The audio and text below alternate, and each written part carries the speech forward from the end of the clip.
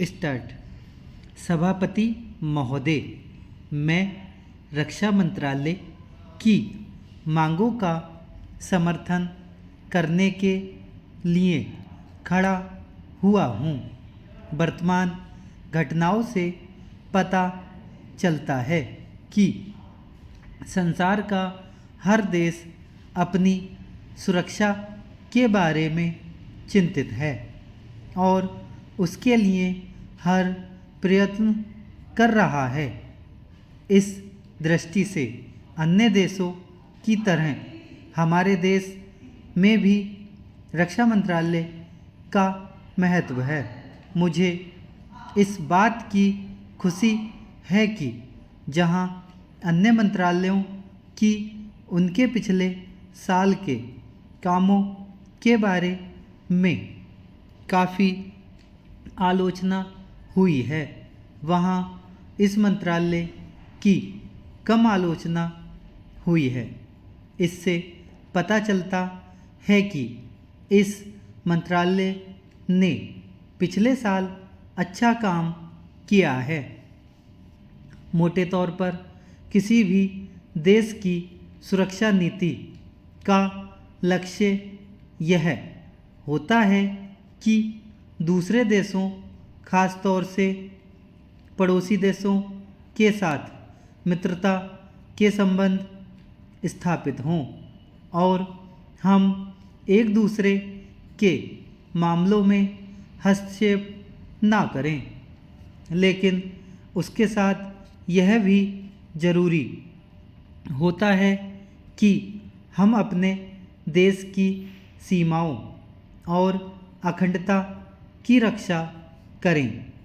इसलिए हमारे देश का यह कर्तव्य हो जाता है कि हम अपने पड़ोसियों के कार्यों पर पूरी नज़र रखें, क्योंकि आज तक हमारे देश पर जो संकट आए वे हमारे पड़ोसियों से आए हैं।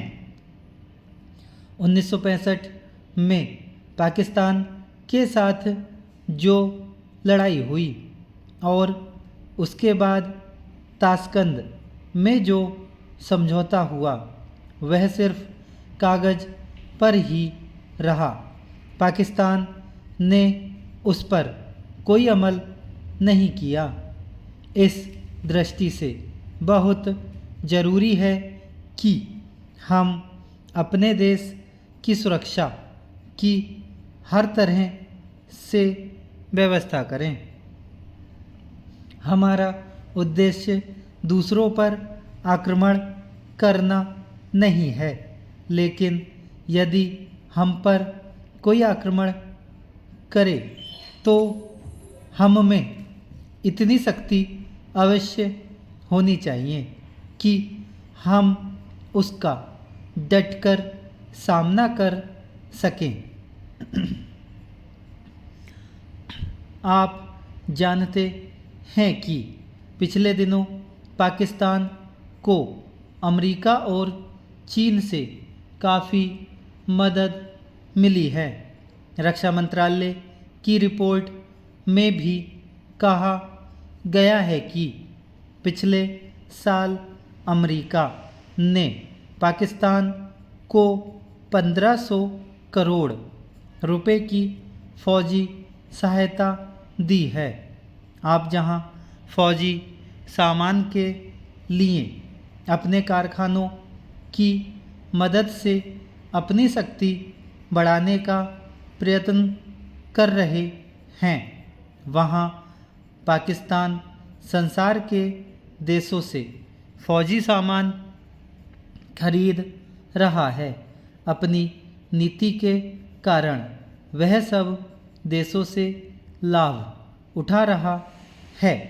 मेरा सुझाव है कि हमको भी अपनी शक्ति बढ़ाने के लिए संसार के अन्य देशों से अधिक फौजी सामान खरीदना चाहिए। आज तिब्बत की सीमा पर चीन की 1.5 लाख फौज खड़ी है। धन्यवाद।